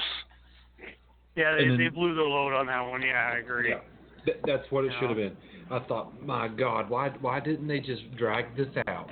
Just drag it out until the week before WrestleMania and have everybody thinking that it's just going to be Harper versus keeping Orton on Wyatt's side. Or, AJ versus... It would have been AJ, AJ versus Bray, and then you could still have done Shane versus AJ because at that point, have Randy flip on Bray at the beginning of the show, AJ's pissed, attacks Shane, then you still get your Shane McMahon AJ Styles match if you absolutely freaking have to have that train wreck that it's going to be. Why? But AJ Styles, in all honesty, could carry one of us in the ring, make us look halfway decent. But that's not. But he shouldn't have to. He's so good that he shouldn't have to, and that's the sad part. I mean, AJ Styles with anybody is. I mean, when was the last time you saw him put on a bad match? I can't recall one. I really. There's probably something in TNA sometime. But, Honestly, Tim, he could wrestle Nia Jax after she just ran the mile, and it would be a good match. It would be at least 3 stars. You're right. Yeah. Well, there's a couple things I want to get in real quick, so make sure we at least get the coverage out there. We don't really have to discuss them 100% or anything like that. I just want to throw these out there and get the news bits out, though. I like to try and get Ring of Honor in and now Impact in since we're making these changes and improvements to the show. I did not get to see a Ring of Honor this week, and I couldn't find any recap of a show. The only thing I could find was them talking about their Supercard coming up called the Supercard of Honor on April the 1st, and the only match so far I've seen announced is going to be the Young Bucks versus the Hardys in the ladder match for those titles again. Now, I don't know if either one of y'all have been watching Ring of Honor or if you keep up with it. I don't. Of course, Yeah, no. Okay, so the Hardys showed up there. Broken Matt Hardy and Brother Nero showed up at an event, and they challenged the Bucks of Youth, as he calls them, for their titles that night, and they won. So they're the Ring of Honor Tag Team Champions. They've had since then a return match at the 15th anniversary show for Ring of Honor, which was a great match with another tag team on Ring of Honor versus the Hardys versus the Young Bucks in a triple threat match. It was a really awesome one. Leading up to this one, Bully Ray is now in Ring of Honor as well, and they had him wrestling with the Briscoe brothers. No sense. Bully Ray is just there because the way he announces it, he is there because he wants to take a part of a historical company like Ring of Honor that has put out such great names, and he lists off a bunch of the big names that come through there. You know, like you had CM Punk and Daniel Bryan. He calls up all the names. He wants to be a part of history with this company as well. He's not quite done yet. So it's Bully Ray, not the Dudleys, just Bully Ray, basically. And then, of course, the Hardys are there. Now, you've got Adam Cole lost his belt to Christopher Daniels, which we talked about last week and everything, so I won't really go over that. Yeah. But the whole Adam Cole thing is, now that he lost his belt, he tried some quick thing like he wants to fire the Young Bucks from the Bullet Club, and they laughed him off and said, the only person that can fire anybody is Kenny Omega, and he's in Japan right now. We'll talk about this when we get back to Japan. And it's all leading up to Adam Cole getting kicked out, just like they did with AJ Styles, basically, more or less. And he's been rumored to go to WWE for the last 2 months. It's all building up for that. So that's about all I got on Ring of Honor, really. Nothing else has really changed much that I know of. But Impact Wrestling, Alberto El Patron, as he's called now, showed up and took the belt from Bobby Lashley last week. It was controversial, they said. They made him give it back because of the way it happened. He hit him with the belt, even though Lashley had brought it in the ring first. He hit him with the belt, and the wrong referee counted the 1, 2, 3. So they took it back from him. So this week he comes back out to challenge him for the title match, to read the rematch for the title. EC3 comes out once again, like he did the week before, and says, "No, that's not how we do it here." And I'm thinking EC3 and Alberto El Patron, that's got to be a great feud right there if they do that first. Please. They had a match. They had a match this week, and it was some good stuff. But Patron ends up winning it with the armbar moves he does. Had him tap out. But it was a great match to watch. Cody Rhodes, who's in and out of there, he's soon to be gone completely for the most part. I love Cody Rhodes right now on Impact. He is killing me. I saw the stuff he was doing. It is. They're calling Moose out. I mean, that's just, where's Moose? Oh, he said he's in Japan. Sure he is. We're going to have this. $45. That's 25 more than they were going to pay you. I was dying. I was like, oh my God. Tells the girl to get on her way. He is money right now. He's just killing me. Now, did you see the biggest part of the show at the end with about LAX returning to the tag scene there, though? I saw that. Yeah, I saw that they were coming back, which is awesome because I'm actually a big fan of them. I've seen them in years.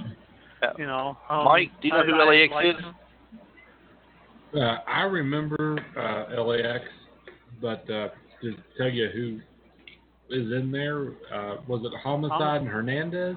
Yeah, Homicide and Hernandez. Yeah, and Conan, the man, was their manager, I believe. Oh, he's back with them? I believe so. Well, that's pretty cool, because I believe so. Yeah. I'm not going to swear to it, but I thought I heard them say Conan. I thought I heard them say his name in the ring, or when they were up there beating people down. When they showed up to end of that little ordeal they had going on there. I heard that was pretty cool. Chris Masters as well. Probably so. Because he's from he's with the GFW or whatever it is. Right. Right now. A lot of GFW people's coming over. A lot of GFW people's coming over. Reno Scum is another one they said, which I heard is a really, they're a solid tag team if you've never seen them. They're one of those teams that's been around a long time, and, so I'm pretty excited to see them. I've heard good things. Never seen their work, though. Mike, you mentioned Dutch Mantel earlier. Of course, he's tied up in Impact now. Comes out on the little hover round, just like he did at the end there with WWE. He's I all love about him. make Impact. He's there to make Impact great again. Now he may have to talk to Emmy Howerton about this because he's already trying to make wrestling great again. Dutch is trying to make Impact great again. No, man. You What- gotta what- give it to what do you Dutch. guys If think- anybody can do it, he can. Yeah, what do you guys think about the whole announcer situation on that stupid thing? I'm like, this is dumb. Where did they bring Jeremy Yeah. Borash out? Yeah, Jeremy Borash and freaking Josh Matthews bickering like two little schoolgirls. I'm like, Yeah. shut up. I hadn't paid much. You know. To be honest with you, I haven't paid much attention to that part. Just like some of the matches they had, I didn't pay no attention to Tyrus and Eli Drake against Garza Who cares? Jr. and Laredo Kid. I didn't care much about that, to be honest with you. The Suicide, Braxton Sutter, Andrew Everett, Trevor Lee match was not that bad for the X Division title. That was a pretty decent match, but the whole thing with what's the girl from Decay? Rosemary? Rosemary. No, you know what? Maybe I'm thinking of Rosemary. something different. Yeah, no, I'm thinking of something. I'm thinking Nikki. I was thinking of NXT earlier, is what I was Nikki thinking of. Cross? I'm getting the two shows crossed over. Yeah. Yeah, no, but that was pretty much it for Impact Wrestling. And then so we got 30 minutes left to go. We're good here. So as far as we got here, there's two things I want to talk about in the last 30 minutes. We've pretty much covered SmackDown and Raw good enough for the most part. We didn't leave anything out anyway. One of the titles of the podcast this week, Mike, I put on there was the progression of 205 Live. I know you're not a huge fan of 205 Live. I like the cruiserweight division. I like the feel for it. And so far, now that we've got all these many weeks so far under our belts of seeing it now and getting to know some of the people on the show, I'm starting to like it a lot more. And they had a great match on this week, a 5-way elimination match to determine the person going to WrestleMania to fight Neville for the belt. And they had Austin Aries versus Akira Tozawa versus Brian Kendrick versus Tony Nese versus TJ Perkins. Are you kidding And that me? match, That's a fucking awesome match. it stole the show. It stole the Yeah. show between it stole the week as far as the matches go. That match right there beat anything that NXT, Raw, and SmackDown had out this week. Well, those guys are, all those guys are incredible workers. Every single one of them. Well, if you guys haven't seen it, I highly suggest go check that one out. At least I that. haven't seen it, but I'm going to go ahead and say that Aries won. Just taking a guess. Aries won. The way it went, Yeah. the order of elimination was Tony Nese got taken out first, followed by Tozawa, and then Perkins, and then Kendrick. Now Tony Nese was doing pretty good for a while. He was holding his own great, and he took I forget who gave him the shot that knocked him out. It may have been Perkins, and then he waylaid Perkins. No, I think it was Tozawa that hit him. Anyway, I don't know. Anyway, it was a great match to see, and they also had another one early in the show too as well. Neville opens the show to come out and do a rant of some sort about people not respecting him like he always does and everything. Mustafa Ali comes out. His music hits, and he walks by him. He cuts him off basically with his music and stares him down as he walks by him, going to the ring. Has a match against Drew Gulak. And I didn't know who Drew Gulak was going in.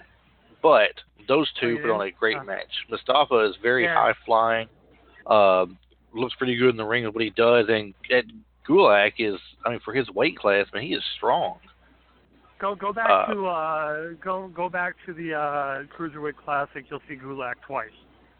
He's really good. He's a really good competitor. He definitely showed out for the show. Of course, Mustafa Ali got the inverted 450 for the win. The next match was Jack Gallagher and Rich Swann versus Daivari and Noam Dar. It was a fun match. I love Jack Gallagher. That guy just killed me. I love him. He's good for the humor aspect. It was a fun match to see, but Noam Dar and Daivari got the win. Clean win, actually. Noam Dar tagged himself in when Rich Swann didn't see him and come in with that flying kick he does and put him out for the win. Cool. So that's pretty much the whole show they have for there. Of course, it's just an hour long, but that whole hour was packed with matches that was just great this week. So, it was... 205 is all about the wrestling. It's not about the show, and I actually like that. It's all about the wrestling right now. They're not out there talking and doing all that crap. It's not about promos. It's not about pushing this guy. It goes back to the purity of the matches and stuff. I'm really enjoying what they're doing. And in all honesty, if you haven't, like Tony Nese, does that guy look like he belongs in 205 though? I mean, really. Not when he flexes, he don't. Huge. I'm like, dude. You know, I'm like, are you kidding me? That guy's like, well, that guy looks like he's 230. You know? All right, if you think about it, if you think about it, we were saying how great it would be to see Xavier Woods down there in NXT, right? But if you think about it, have you seen Xavier Woods flex his arms lately? I mean, he's got the muscles popping out there too. I mean, he's like Tony Nese. He can make that muscle pop out pretty big there. I mean, they both are pretty big guys for their size. Yeah. So that's true. I could see him being there and performing well. I could see Tony Nese going up to, SmackDown or Raw and be one of the opening kind of act things they have on the show. He wouldn't go very far with titles. He wouldn't really see any titles there. I don't think you're going to see any titles on a lot of these guys unless they take 205 and expand it over a while, and they cannot do it right now. But let's say, hey guys, I'm going to talk to you later. I gotta get going.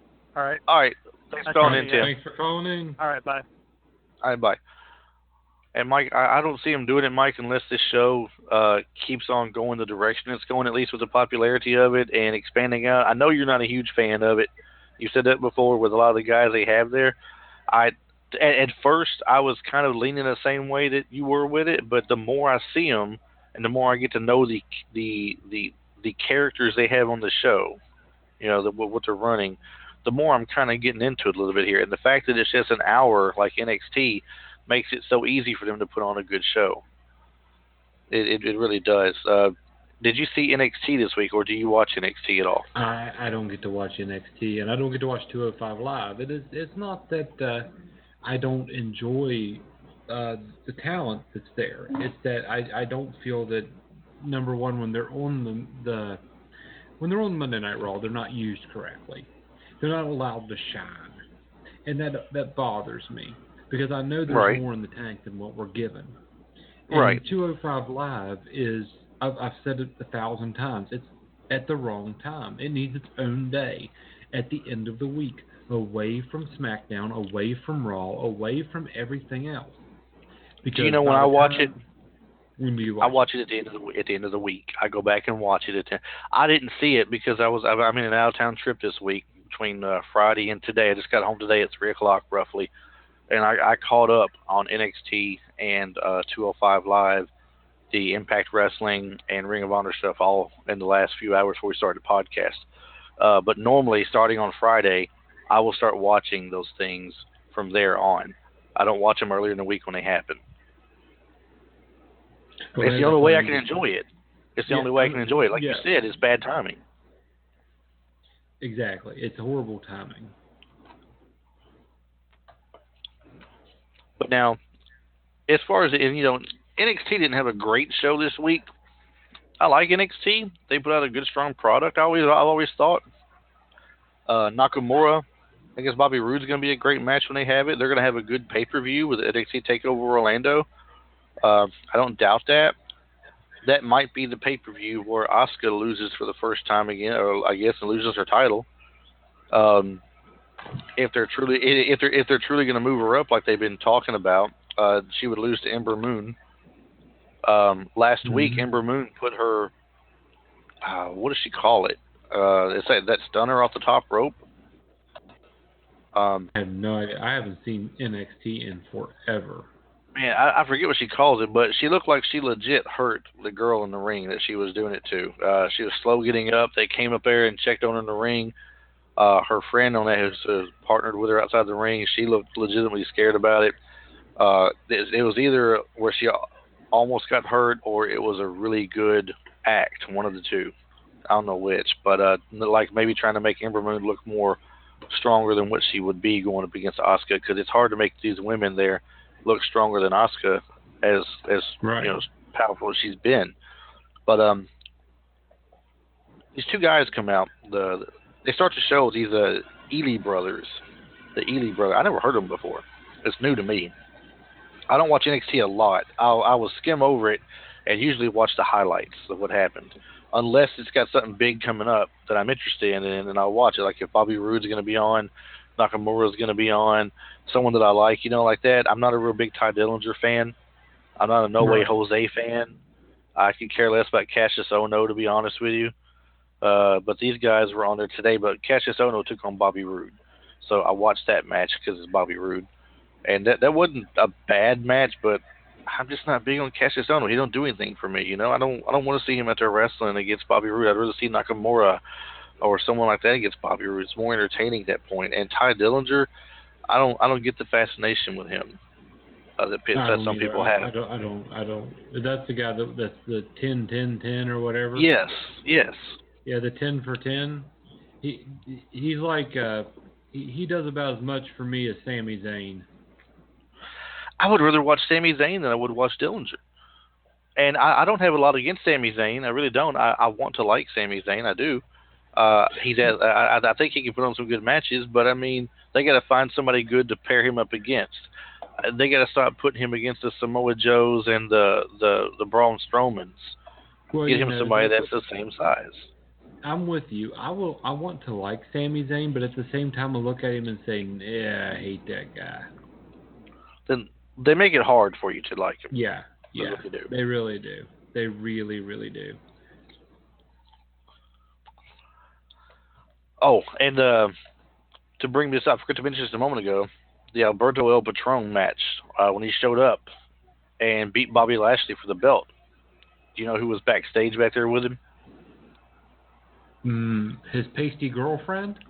Exactly, showing up at a rival company while you're under contract with the WWE. How does that look? Well, obviously she can just do whatever the fuck she wants, Chris. I mean, she must feel that way. Well, I mean, when's the last time she was on WWE television? Has it been 6 months? It's been a year, hasn't it? No, it's been longer than that. She was suspended for 30 days.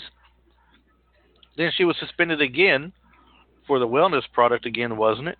Yeah, for 60 days. So that's 90 days gone. Okay? Mm-hmm. That's 3 months right there she's gone. And then she got, I don't know if she was, didn't she get a suspension for something else? It wasn't wellness, but a suspension for one more thing here recently for like another 90 days? I didn't see that one. But she's sure to have some repercussions from this.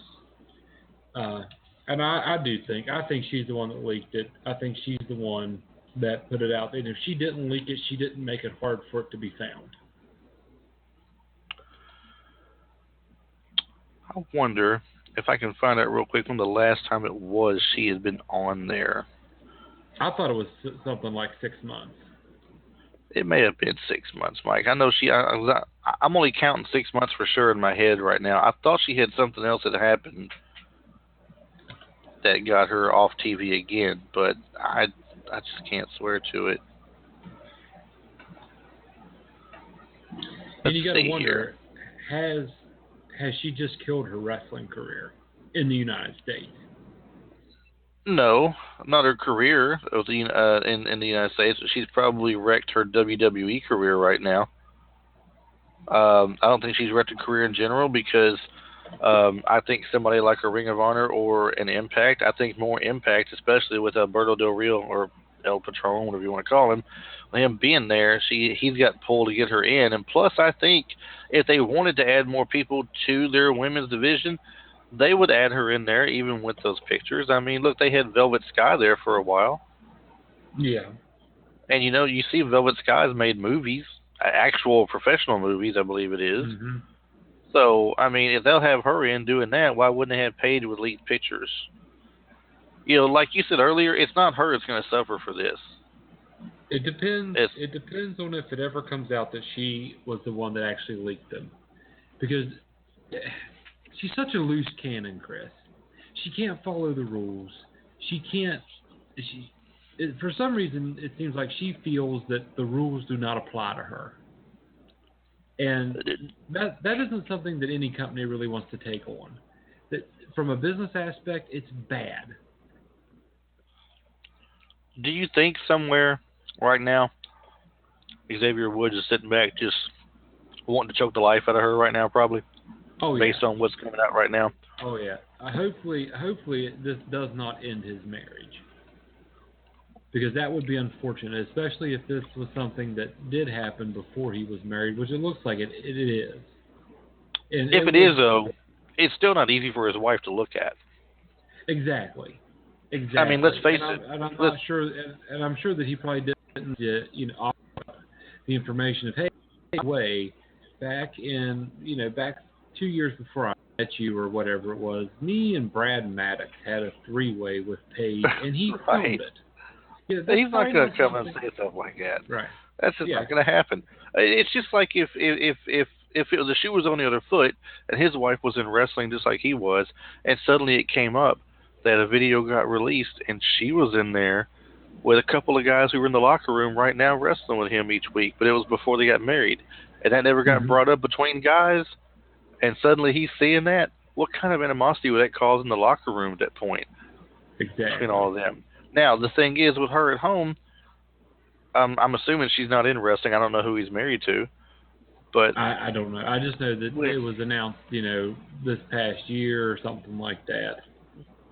well, so when she sees all this stuff, it's leaked, and you see that it's him on there. How does she look at him that way now and go, you're online and you're with her and this other guy, and now this is Yeah, what out are you doing with this publicly other in news. dude?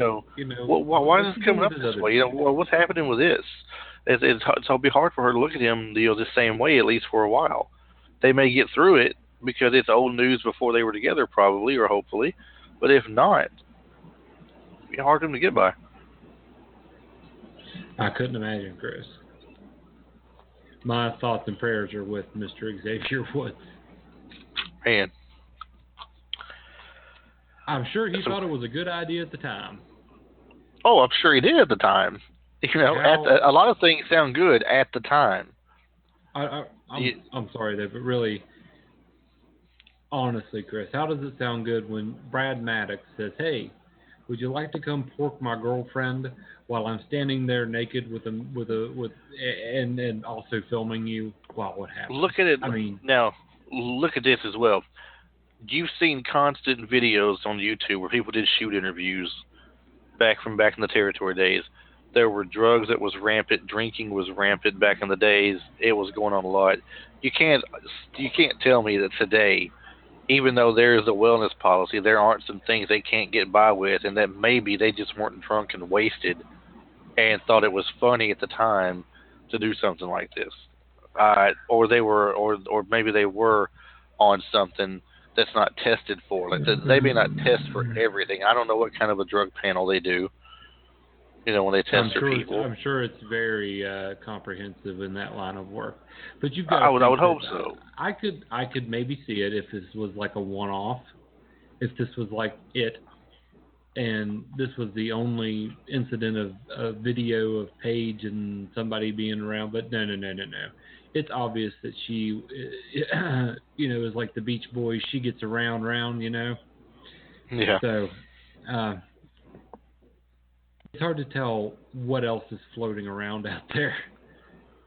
I just hope Could be there's none more. with her in the Big Show. But is she like waist high to him? I mean, I don't know.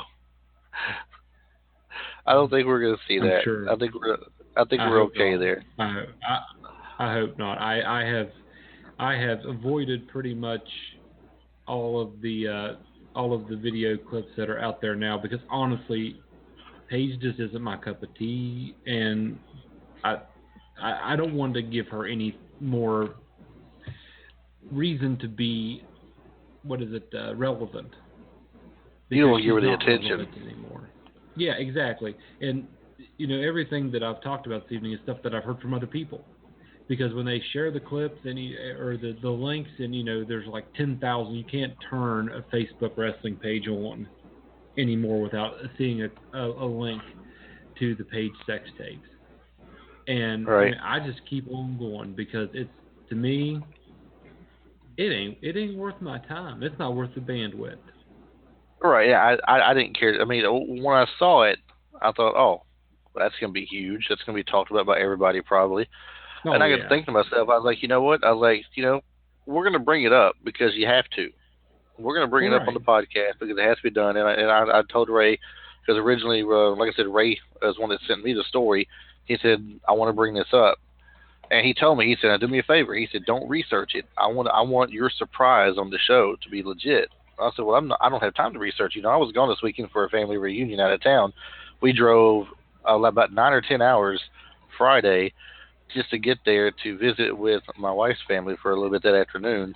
To go straight to bed, to get up the next morning, go straight to my family reunion that lasted several hours, to Now, leave there and go. Chris. No, no, Don't no, lie to no. these I people. didn't. I Don't didn't meet lie to these anybody people. there. Don't lie I to didn't these meet people nobody there. because you know that you all went back for the anniversary of when y'all met. No, no, At that no, family no, reunion so many years ago. no. In I the told hills you, of I didn't. Tennessee. I didn't meet her at a family reunion. We was at a square dance celebrating our farm animals that had just won first prize at the Oh. county fair. Oh, now see, That's now where I wait a met her minute. at.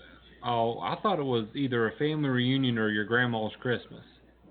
No, that's how they do it in West Virginia, where you're from. See, Oh, we don't wait and till Christmas. We, and we then do it and at then they Thanksgiving. and then they kill the person and eat them. That's why they do it at Thanksgiving, because you got them wrong turn people up in there too. Well, that's more But towards the Greenbrier but County, down towards the south. So but we get some of that around here. see, but now let's not ruin the show by pot shotting each other here. Even though we know you and your wife at the family reunion, but let's get past that and move on. Let's get back to the subject at hand here. I told him I was not going to research it. Not that I had time anyway, and I didn't research it. But every time I turned my phone on to Facebook, there was There it somebody is. new putting it back out there.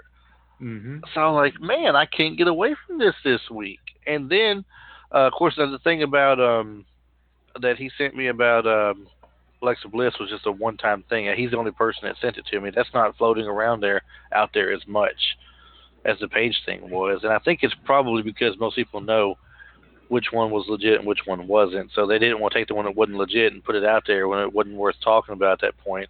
That Right. someone that looked like her or something, or some pictures were doctored or whatever was thrown out there, and they left it alone at that. The fact that she came out and owned hers is what makes it such a big deal right now. She owned hers, and there's so much talk about, like we were a while ago, is she doing it to get herself kicked out of the company, finally to get herself fired and moved on because she hasn't been on TV in so long. I wish I could remember what it is, Mike. I know for sure she did something or said something to keep having to come back on the air. She was scheduled to come back, and she did something again just to get in trouble, I think, so she wouldn't be back on there. It's been a while since she has been on the air on Raw. Oh, I it's just been a I long can't. while. I just can't think, and I couldn't find it a moment ago with a quick search. I mean, I'll take some time to look around for it, I guess, but you know, let's see. Last time Paige was on Monday Night Raw. Do we get lucky in the search here? Probably not. You'll probably just get more Page nudies. Apparently it was an injury. Paige here's the top thing. It says Paige backstage at Monday Night Raw for medical checks on January 2nd, 2017. She was there to get checked for an injury, and I think it was said that she might have had an injury and could not keep going. That might be what it is. It says, as we previously reported, Paige was hit with her second wellness policy violation back in October, since she's been spotted at various wrestling companies with her fiancé, Alberto Del Rio. The ex-WWE wrestler arrived in the arena not long after she arrived, and the two left together, blah, blah, blah. And that's all it pretty much said about it at that point. But they talked about her getting checked for an injury thing backstage at Raw in January. So she didn't compete. Oh, She was it's her there. neck. It was a right here. Injured WWE superstar Paige was backstage at Monday Night Raw in Florida today and got checked out by the company's medical staff for an update on her neck. That was January 2nd. So it's still been a couple of months since then. But supposedly she's been out this time with the neck injury then. It was an injury that kept her back out. But that's still not the last time she actually competed. That's just when she showed up to be checked by the doctor. Right. Last time she competed was at least 6 months prior to that, at least, because she got in trouble in October for the second time. So take at least a month before October, say September. It could be at least September. It may have even been before September, depending on what her actual suspensions were. Hard to say for sure. I'd say she's in. Let's just be satisfied with between 6 months and a year. It's been between 6 months and a year. We can say that. I agree with that. We can be sure of that part. I don't know. I think this is just her ploy to stay relevant. But that is just my humble opinion.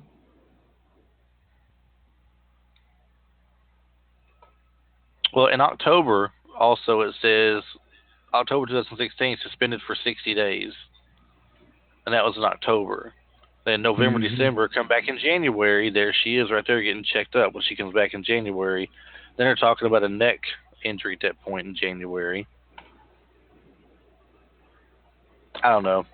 Anyway, that's just her trying to be, get her way, her being crazy and everything, trying to stay out there in the news. She's not being champion anymore. She's not being pushed. She wants to stay in the limelight somehow. That's the best way to do it. I think at this point she's looking to leave the company to go be with Del Rio wherever he goes and follow him around. Someone said they should get her in Lucha Underground, and they were like, no, them Lucha women would eat her alive. She wouldn't last in that place. Which I could see that. That wouldn't be too well at all. We're going to have to look, like you said, Mike, we're pretty much done with the stuff for this week here. Next week, looked into that situation you're talking about. I wonder if we could reach out to the person that put that video out and see if we can get them to call in. What do you think? Might try that. That would be, that might be. We might be able to get a contact with them, because I just happened upon it, Chris, and I watched it and I thought, I looked at it and said, you know what? He's right. Something is going on with these guys. Something is up with their musculature. Chris Jericho. I never really thought to think about it until he put that up there, but he is losing. Something's going on there. It looks deformed. Well, I wonder if it's not steroids, but some kind of enhancement product that they use that's legit and legal. It could be, which would explain why Stephanie also shows signs of it as well, being that she's not truly a wrestler, but maybe she trains like the wrestlers. Well, that is true too. But if that's the case, we would start seeing, we should start paying attention to some of the others. We should check out Cena and see what he looks like, because he works out constantly all the time too. Yeah. Check out The Rock, who's always working out. See if he's got that same appearance as some of the others do. But see, The Rock's chest is, from what I understand, is not real. He had enhancement surgery because he couldn't get the pecs to come up naturally. I do believe that is true. I might have to research that some more, but that was said long ago. Because when he came in as Rocky Maivia, he was the definition and size of The Rock. You're right. Well, we'll look more into it next week. We'll find some things out leading up to it. I'll reach out to the guy who did the video, and if we can get him to come on and talk about it for a segment or so, that'd be great. If not, we'll still discuss on what we think about it. We're down to about 28 seconds here on the clock here, Mike, so I'm going to go ahead and just say thanks to everybody that tuned in this week. Thanks to Tim that called in.